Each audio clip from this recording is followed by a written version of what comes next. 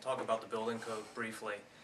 The building code program started in the county planning department in 1991, and at that time we only had 3 municipalities, and really it was 1.5 people working in the planning department as an inspector and slash zoning officer. And that program has grown to where we're at now. I think it's 16 municipalities where we handle building code enforcement. In 2004, that was the year that Pennsylvania adopted its first statewide building code. So prior to that, there was no statewide code. It was up to the local municipalities to adopt whatever specific code they felt was pertinent to their municipality. Presently, we have a staff of 3 fully certified inspectors.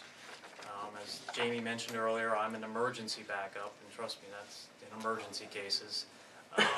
I am not fully certified. I can only do very minimal inspections under the law, but the rest of our staff is fully certified. They enforce the International Residential Code for 1- and 2-family dwellings.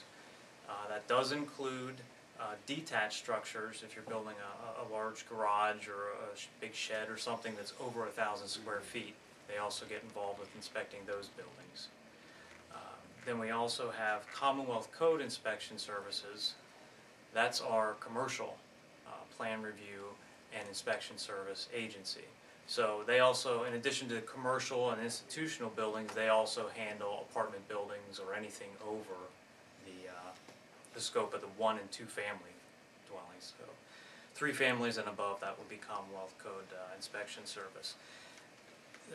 The overall process is somebody comes in, they get a zoning permit from our zoning department, they drop off their building plans, the building plans go to the inspectors look at them, say yes or no, they either do or don't comply with the code. The permit is issued, our inspectors then do a footer inspection before the footer is poured. They'll do a foundation inspection once the foundation is completed, but before any framing goes on top. The framing inspection is the 3rd inspection, which they do after the plumbing and electrical are roughed in. They'll do a wallboard inspection after the wallboard is up and it's glued and screwed, as they say. They put all the screws in, but before they put any spackle on, because we need to see that there's the appropriate number of screws and attachment to the structural units. And then our inspectors will do the final inspection and issue the certificate of occupancy for the people to move into the residence. So overall, and I really shouldn't say this out loud, but this is, knock on wood, the program that causes us the least amount of headaches in the office. The program went into effect, like I said, in 1991, and over the course of that 20 years, we have had very, very few complaints. Good. We talked about the fee schedule. There are fees that are paid to the county for the reviews for subdivision land development and as well as building code for plan reviews, and that covers the inspection process, and we try to take a look at those on a periodic basis too.